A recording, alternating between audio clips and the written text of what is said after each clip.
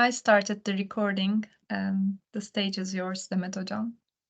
Oh, okay. Thank you very much, Sinem Hocam. Good evening to everyone, dear students, dear academicians, dear professors.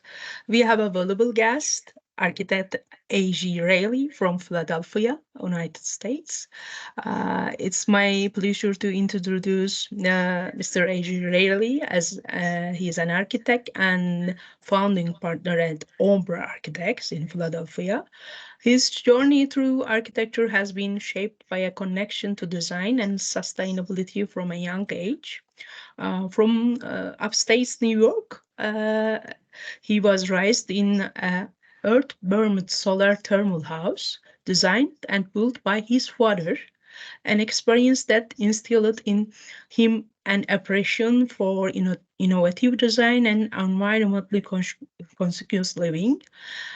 He started Ombra Architects in 2017 with a partner and co-founder, Michael Brechler.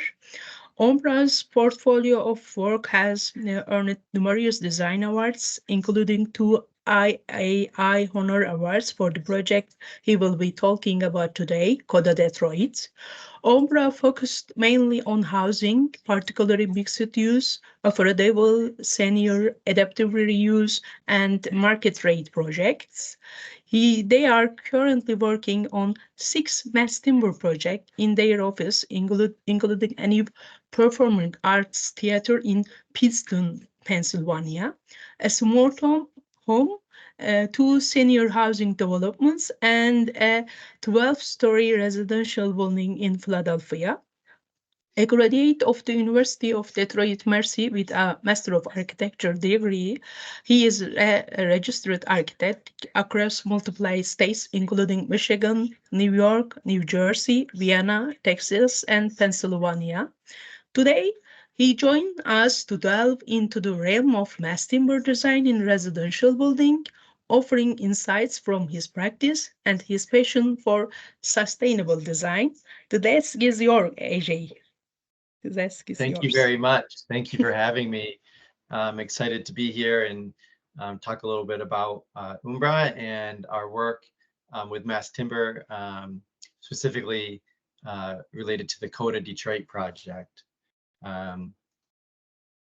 So Umbra, as was mentioned, we started in 2017. So Michael Brailer is my a good friend and founding partner. We worked together since 2004 at a previous firm. And we just had a great working relationship. We had an idea to start a firm that was maybe a little bit different. We really wanted to focus on residential. We had a passion for design, but really through relationships and also this idea of sort of designing for execution. So it was important for us that what we were designing was able to be built from a schematic level, concept level.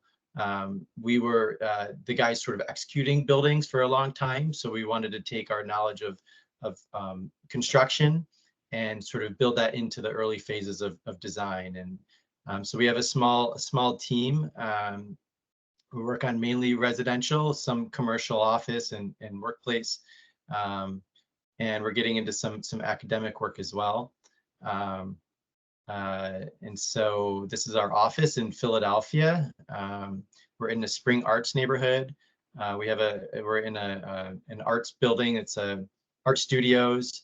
And so we're nestled in amongst many artists. So it's kind of a nice, fun work environment. Here we are sort of in Philadelphia. This is a sort of an industrial area that has started to see some new development, a lot of commercial office or commercial sort of artistic spaces for offices and artists. And now we're starting to see some residential kind of infill into the area. We have this sort of elevated sort of like High Line that they have in New York. And this is supposed to get converted into a park. There's one phase of it has already been completed, and this is sort of phase 2. So we're excited and hopeful that will happen. I'm just going to go through some of our work that we're doing in Detroit and in Philadelphia. This is some of our kind of ongoing projects. The project in the top left here is 112 Edmond, and that was really sort of our very first project. It was never realized, but it sort of led to a number of other projects by being in Detroit and in the area, and also specifically CODA, which is in the middle here. A partner on that project was involved in that project, so it led to that. And I'll just go through a few that have been built recently. This is a project that's just a couple blocks away from CODA, and it's a 3-building mixed use affordable housing development. It's over 300 units, buildings, we call them A, B, and C, very creative. Buildings A and C have been completed. Building B is under construction, and the 10-story building, we hope that that will be completed in the next year or two. I can show you some pictures. It has 2 levels of underground parking, so all the parking is subterranean, 275 spaces. There's 60 residential affordable units in Building A and 60 in Building C. Building C has walk-up units and is situated along the ground, where Building A has some residential or some retail along the ground level, and residential on levels 2 through 5.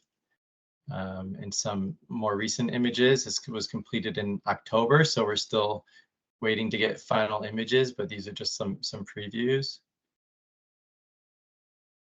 And as we get into CODA, I'll show you a little bit more a history of this neighborhood. This was at one point a very dense sort of urban neighborhood with buildings on almost every lot. And when we started this project, it was completely vacant, 60,000 square foot parcel of land. Another sort of area of Detroit called Milwaukee Junction. This is a neighborhood just to the north, kind of midtown, if you will. This was an adaptive reuse project, and it's another type of project that we're really excited about and interested in as a way of sustainable design through reuse. And this was a Ford car dealership and storage facility, so it had a really robust elevator, which was interesting, and the floors were really robust. So it was a great candidate for reuse because its structure. There's a series of retail spaces along the ground floor and 18 units upstairs. Here's one of those commercial spaces on the ground floor, and an office space, and then one of the fit outs, the residential upstairs.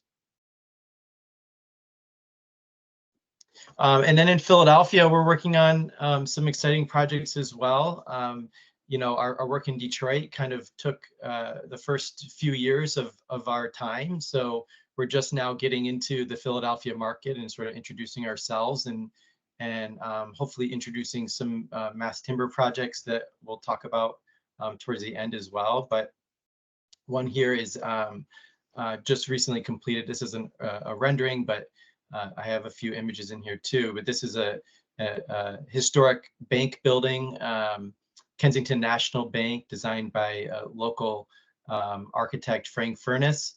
And so we had the challenge to place a building around sort of the back of this beautiful bank. And so we tried to sort of tread lightly, being delicate and sympathetic to the material palette and the proportions of the existing bank. So, our window patterning picked up on the sort of scale and ratio of the windows on the bank, reinterpreted some of the detailing in a bit more of a contemporary way.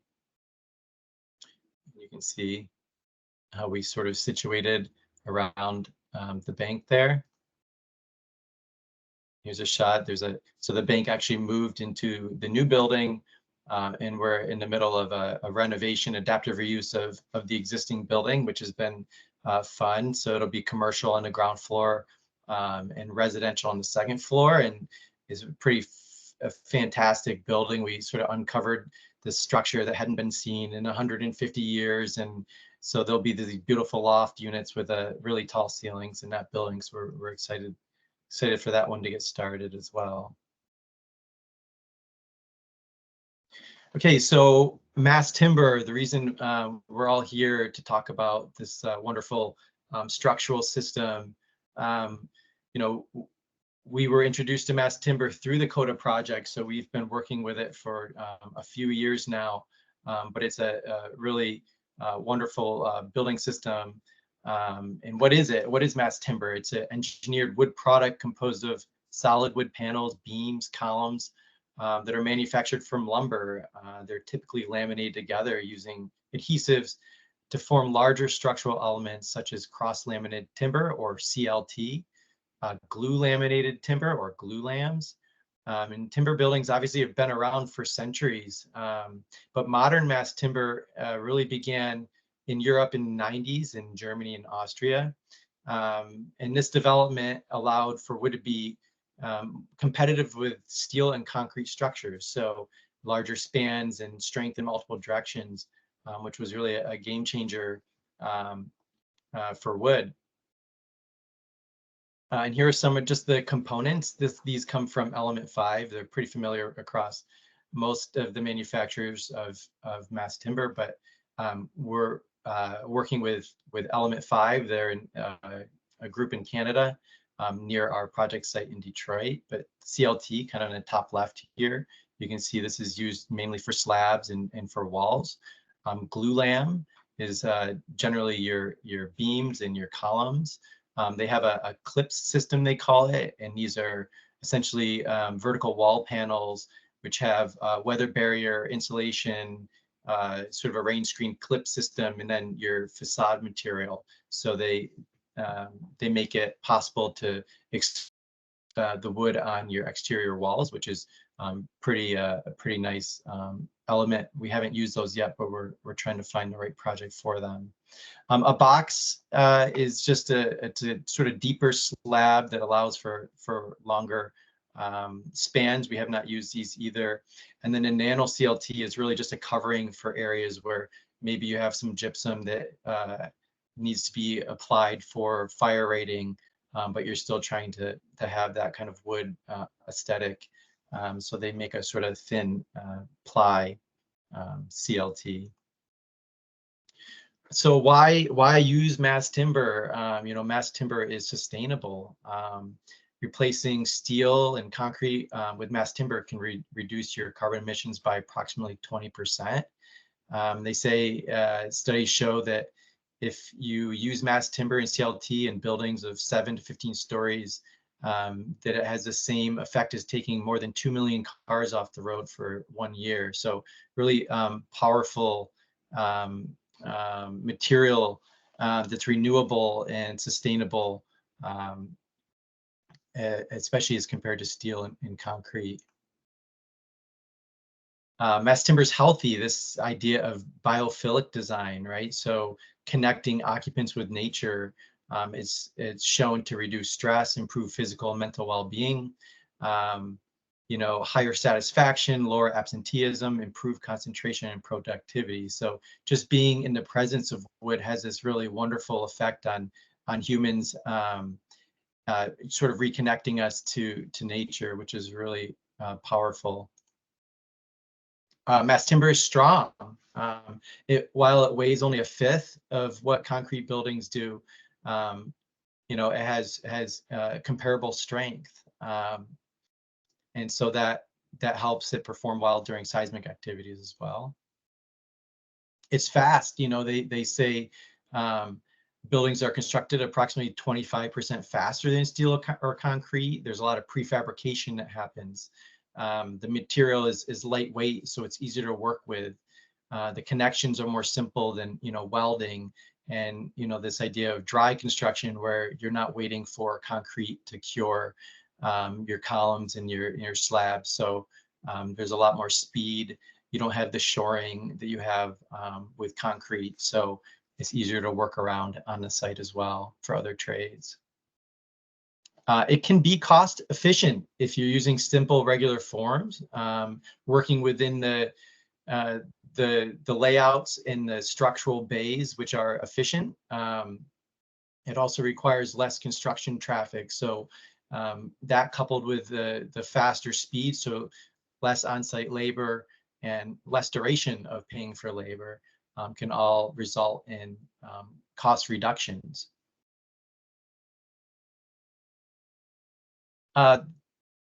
It's funny to talk about wood being fire resistant, but it really is, and it is due to its mass. So when it's exposed to a fire, it chars on the outside, which insulates the wood and protects the inner layers from any damage. So what you see is the beams and the slabs, everything is sort of oversized a bit to accommodate this char layer. So in an event of a fire, the building structure is never compromised, only this sort of superficial or aesthetic sort of exterior layer of the wood. So really, really important property of timber. And, you know, lastly, mass timber is beautiful. It's just, and maybe we're a little biased on that, but we think it's just a really beautiful, warm, natural material that's unique. And we've seen it's sort of more desirable for residents who are looking for units or a place to live, that the wood generally is more unique, and we see buyers kind of gravitating toward wood over steel or concrete or gypsum. In the US, we have the International Building Code, and we're a little bit behind when it comes to the use of mass timber. And so this is the sort of new categories in the 2021. I say new, but it's already, you know, 3 years old now.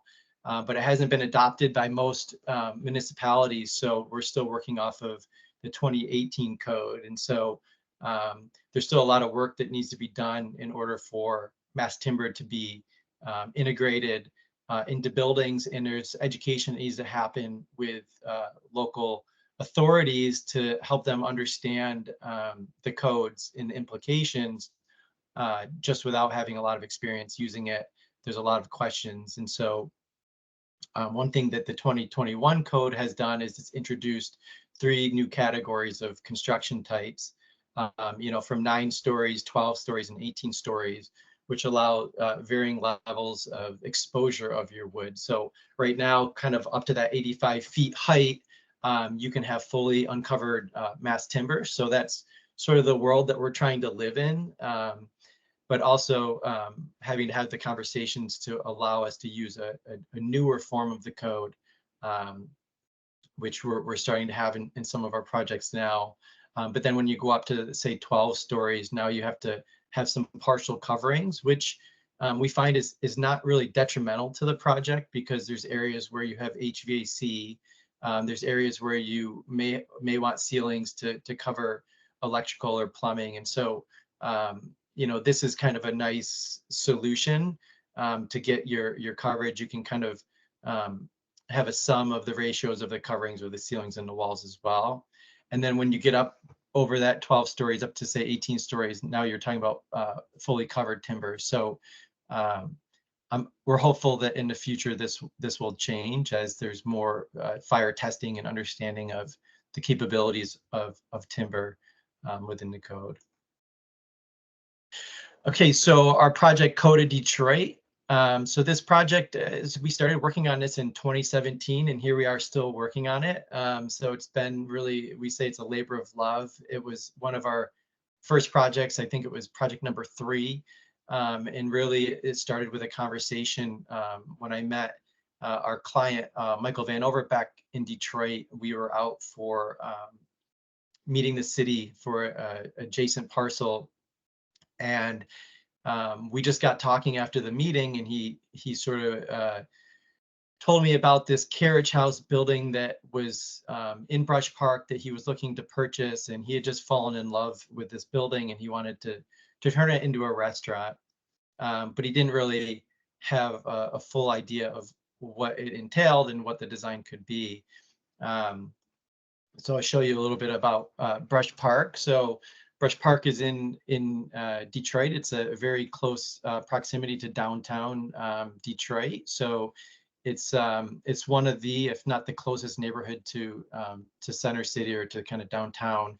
You can see kind of in the distance downtown. Comerica Park is the baseball stadium where the Detroit Tigers play. Fox Theater.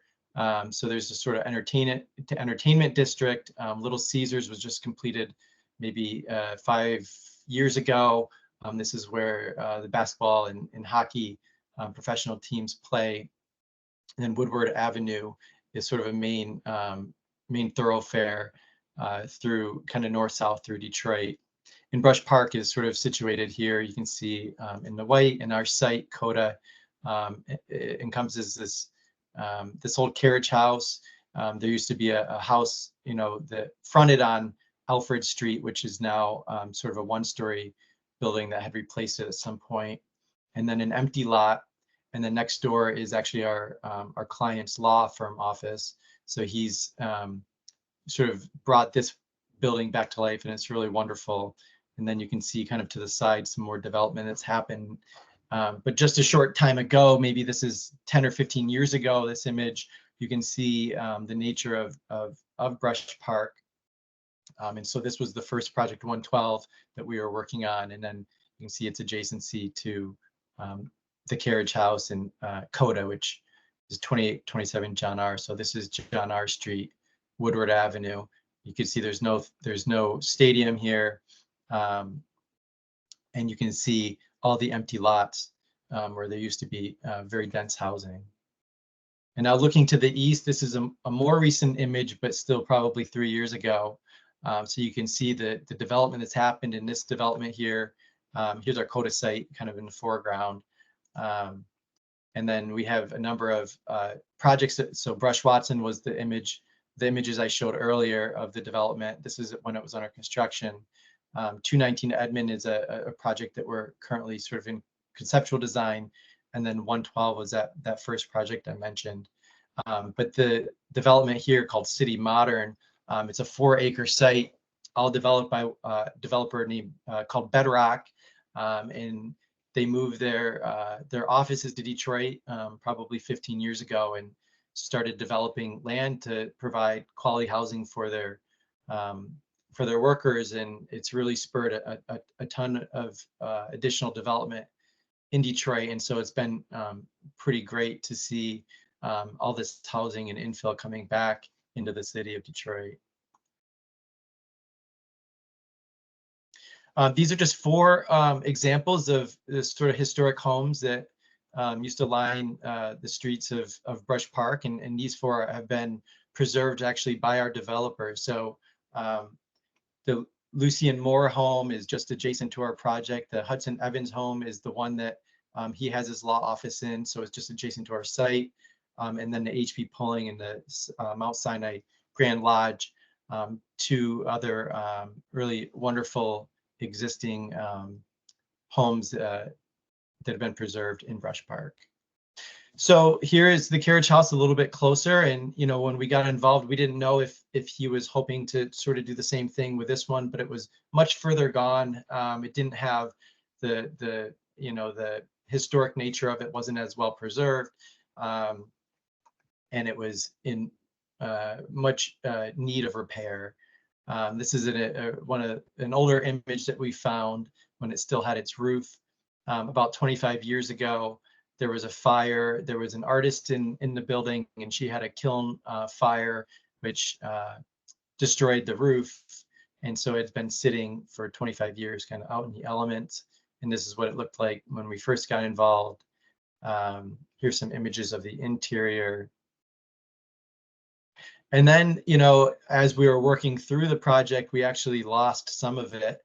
And the gable fell in along John R.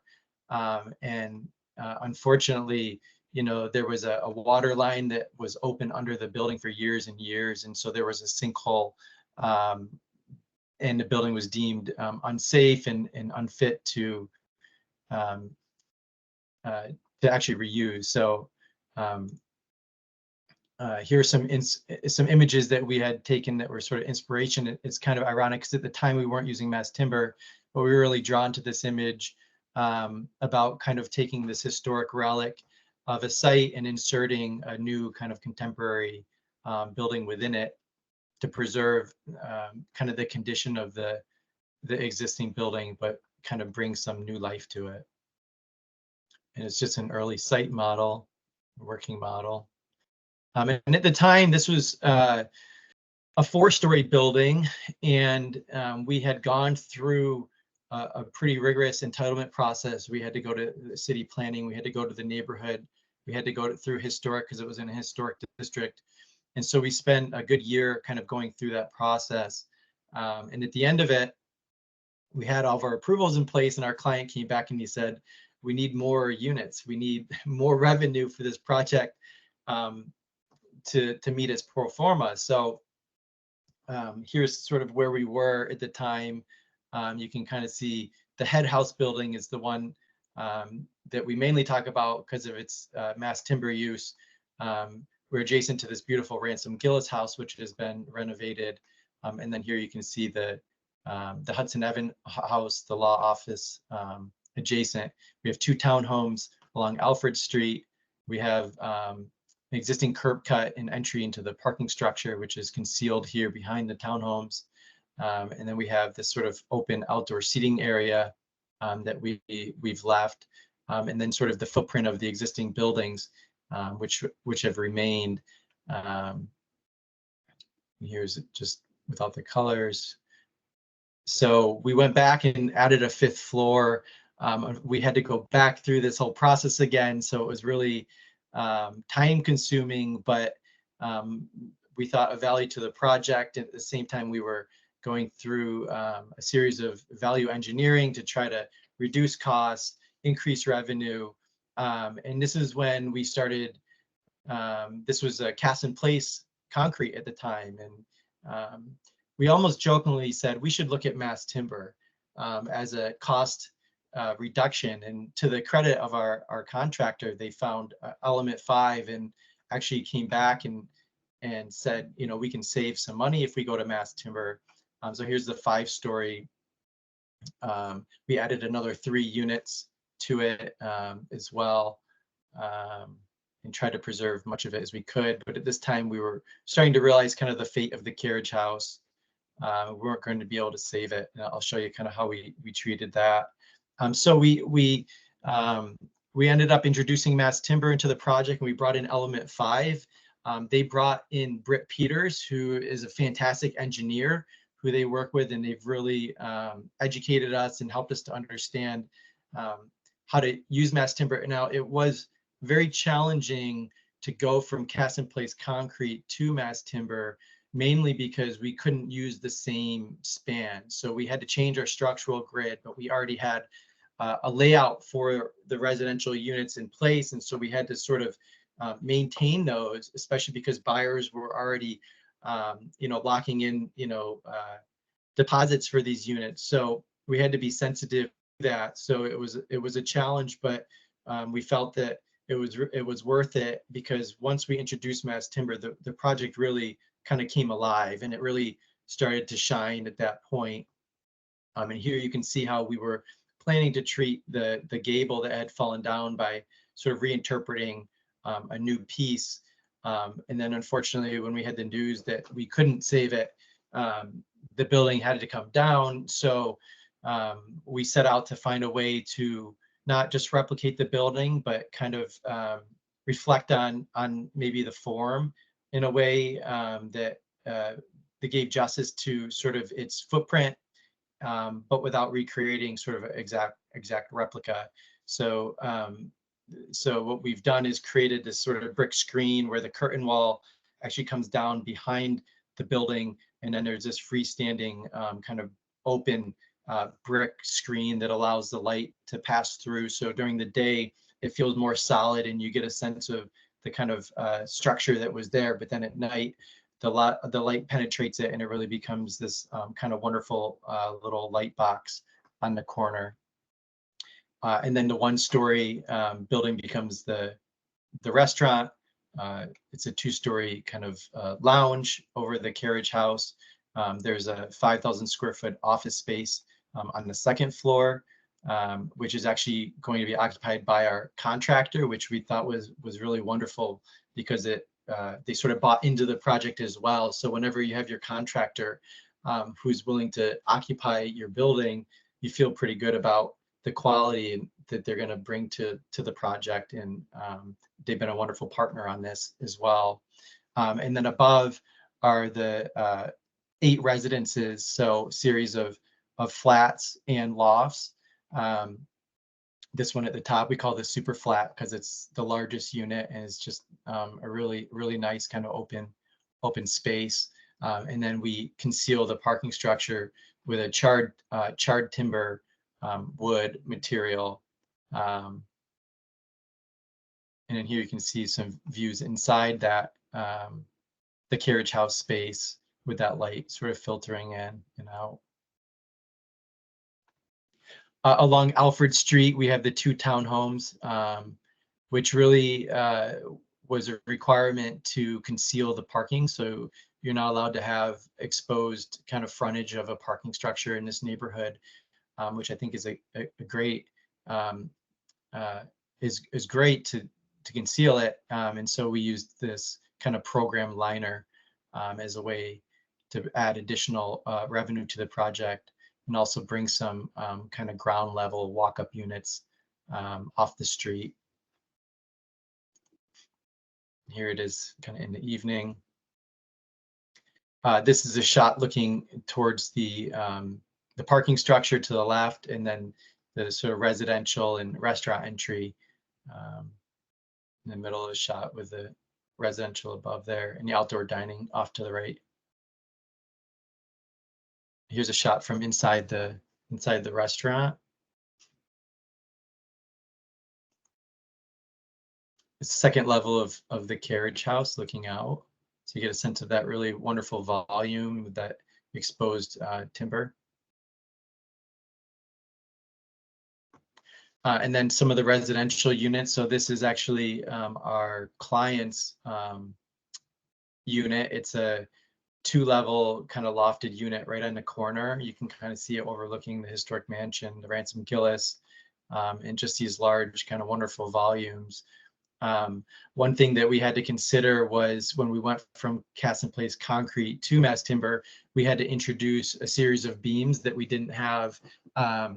So, you know, we ended up raising the building a bit to allow for that. But even with that, you know, beams in the space, I think it still allows for kind of a wonderful volume of space, even if you have these beams which kind of come into that space. But there were certainly challenges in terms of duct work, making sure that we had, you know, we didn't have crossings with all the beams, and so we ended up kind of dropping some of these soffits in areas to allow our ductwork to pass underneath the structure.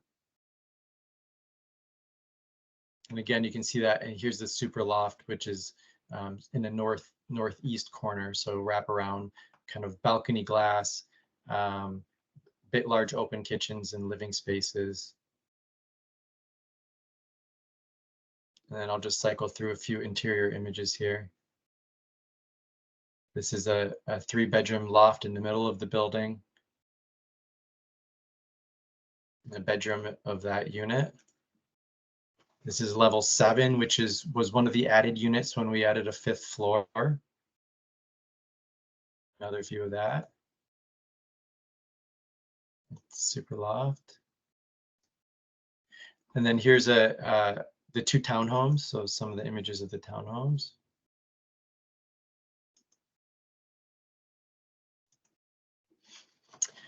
So that's CODA. It won. We were lucky to win a 2023 Mass Timber competition through the Softwood Lumber Board and U.S. Forestry Service. So it infused a project with $500,000, which we've started to work towards the documentation process. And there's 4 phases to that grant. So there's a lot of documentation that comes with it, but it was a pretty wonderful honor. We were in Chicago to accept that award on behalf of our client. And really their goal is to bring awareness to mass timber and to help projects that are struggling to get mass timber into their buildings, to help infuse some funding to allow these projects to get constructed. And so this is a yearly competition, and they're looking for projects that can be repeatable, projects that have uses that are like residential mixed-use buildings that they can see in other areas as well. And it's meant to really give exposure to mass timber. The project has also won a couple of design awards through AIA Philadelphia, AIA Pennsylvania, and we hope once it's built, we'll continue that award process. And so that's our CODA project. I do have a few projects in here just to briefly touch on that we're working on at the moment that are mass timber. So 298 Willow is a mixed-use residential building in Philadelphia. It was conceived as a 13-story building, but we'll probably drop that down so that we can stay within the exposure limitations of the code. So this will probably be a 10 to 12-story building.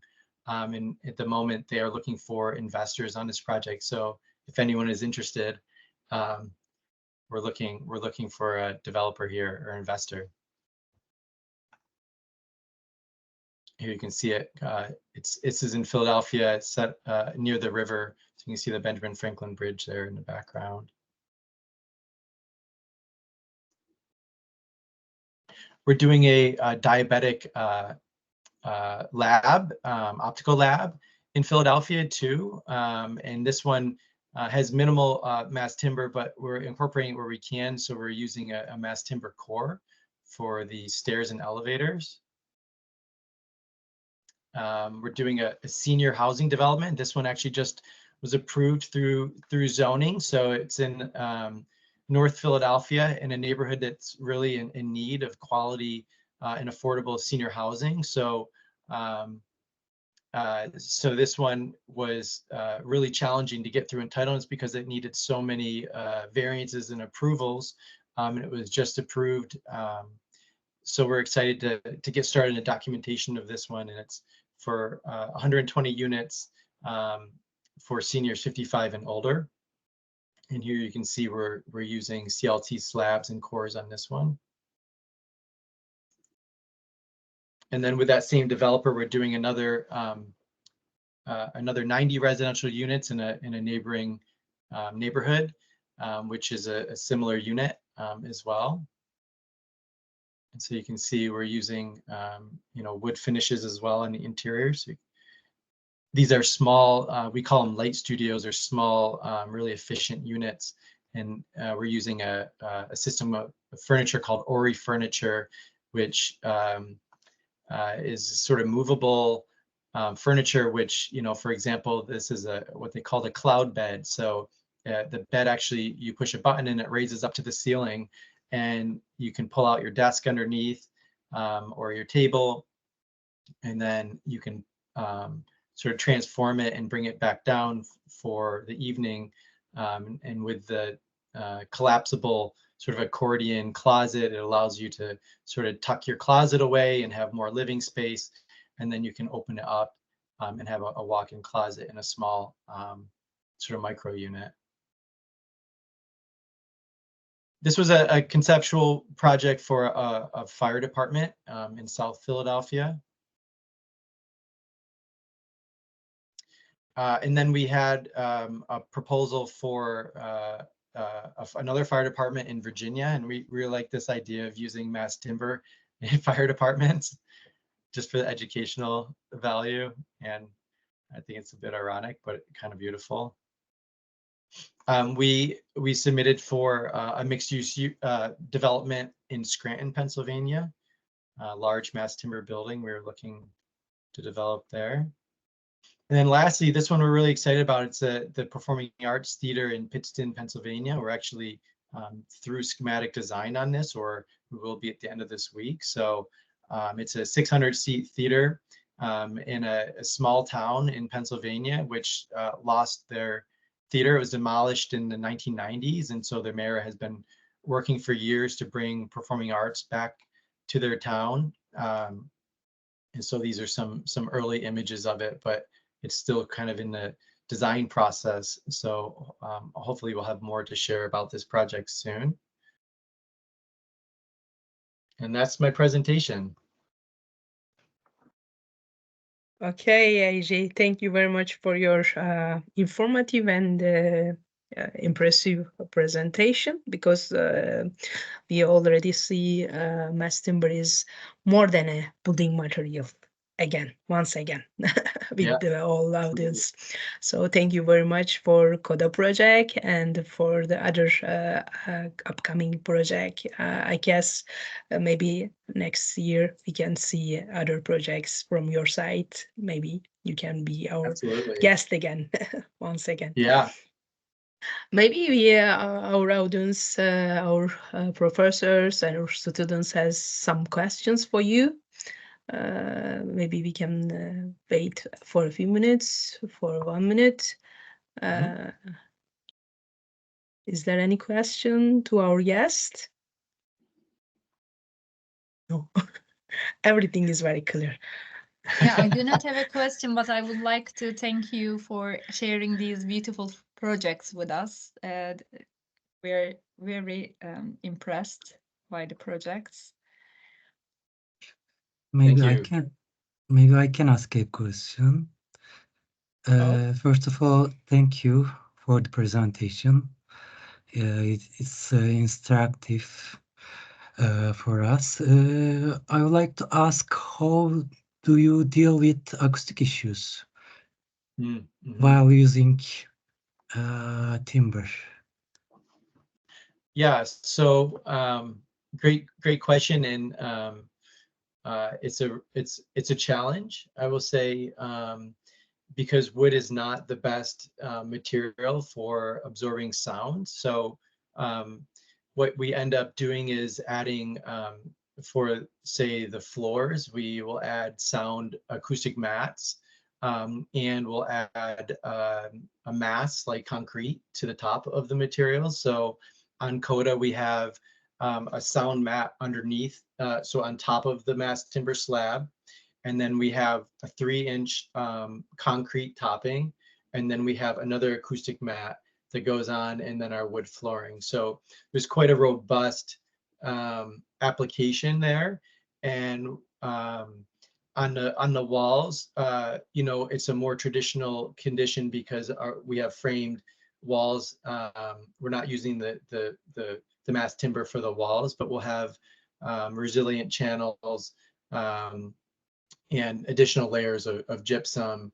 But it is certainly something that, as part of the grant, we're looking at additional kind of more robust ways to attenuate the sound, especially given it's a condominium building, and there'll be people in that building who are lawyers, and you know, we don't want any extra attention due to sound. So we're using some of those funds to research additional means, and we're working with like Rotoblas is a company that has a number of new products for attenuating sound.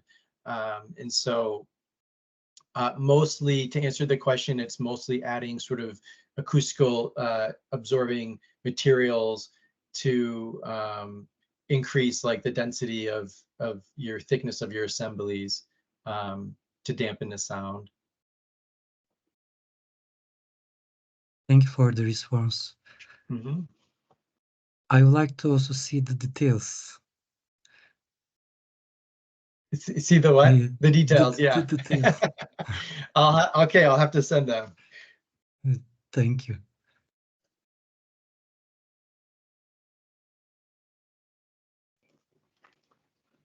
I have also a question to Mr. Reilly. Thank you for your contribution. Thank you for your valuable presentation. I hope you can hear my voice. So I got two questions. The first one is, do you believe that applying timber into the constructions under any circumstances is sustainable or not? For example, in Turkey, it's not easy to apply timber in these kind of sizes you have shared with us due to the lack of the forest and etc. So if I do not misnote, it's also not permitted to apply timber in the constructions.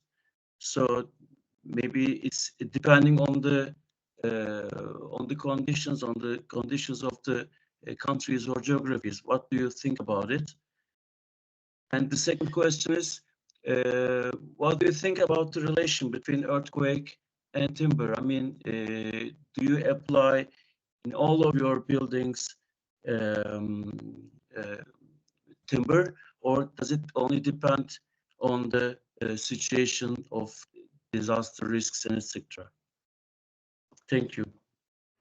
Yeah, so I think the first question you're asking is, are you, based on the conditions of what's available locally for material, is it, you know, maybe not sustainable if you're, say, shipping material from Austria, but trying to find resources that are more local?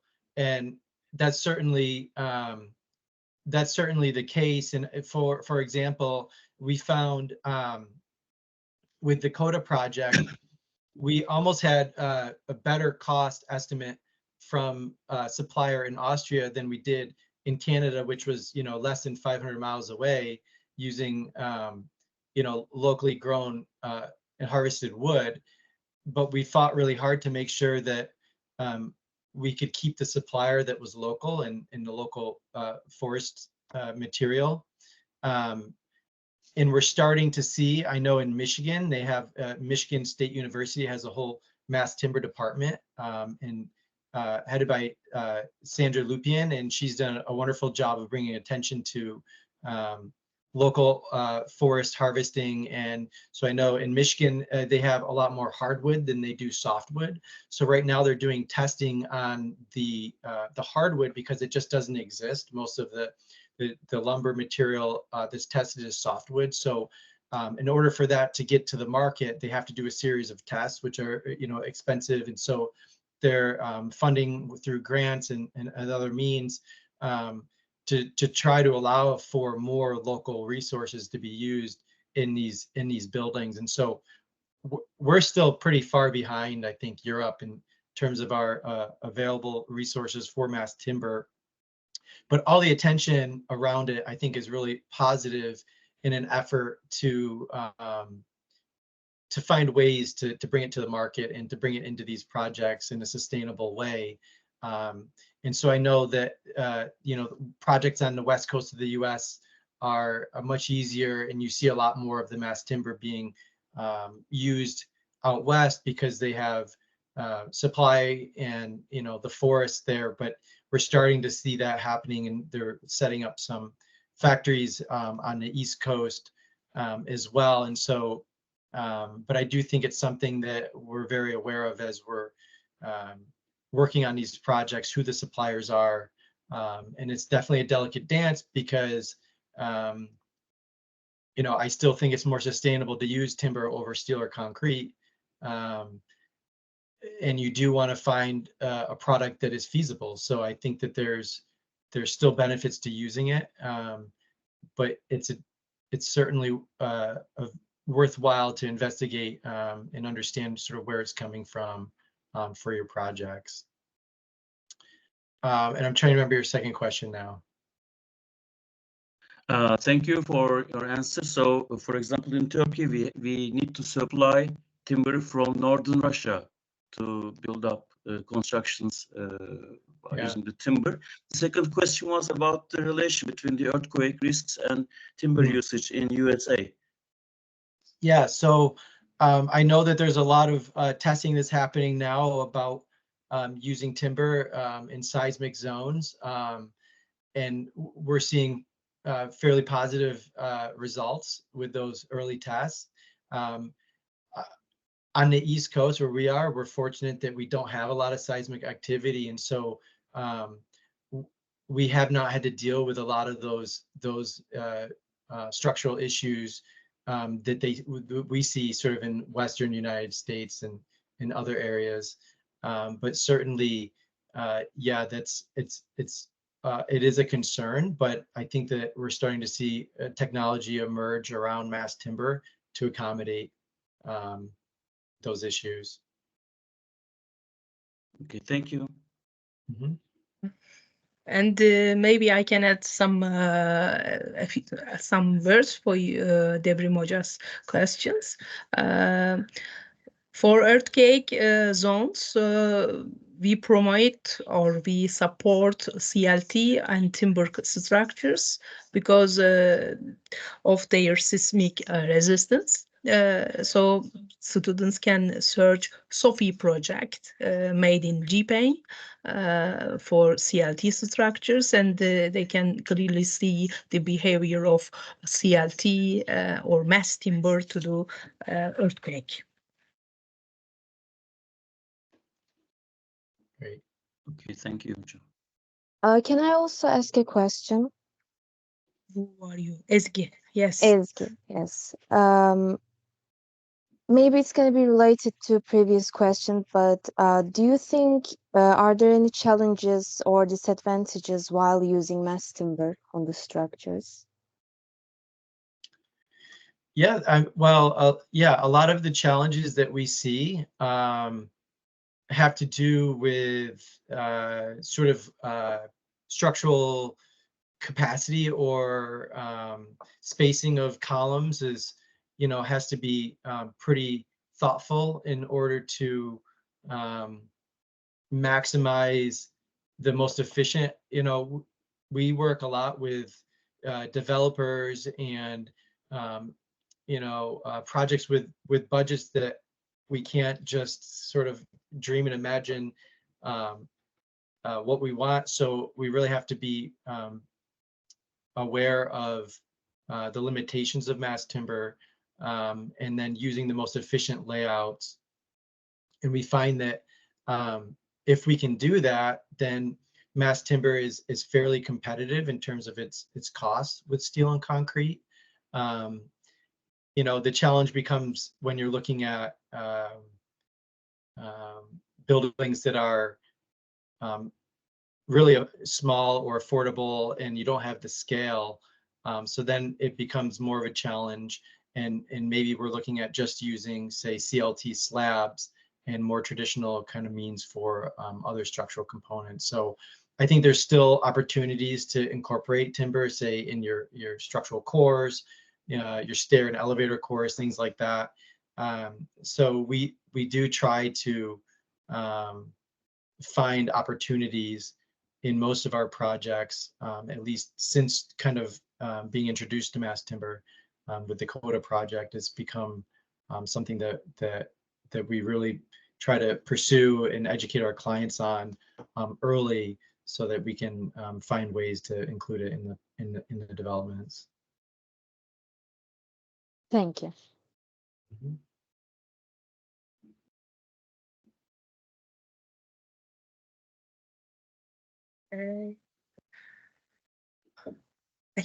Okay. Thank you very much for all questions, and thank you very much for your time, AJ, for this night tonight.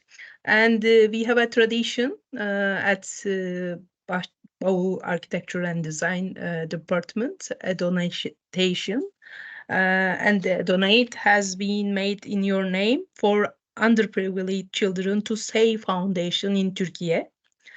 We will also send the certification of this donation to you as an email. Thanks for all information about your projects and for your time. Thank you very much. Thank you very much. Thank you for having me. It was fun. Thank you very much. Thank you. Thank you. Thanks Thank a you. lot. Have a good day. Bye-bye. I'm stopping the recording.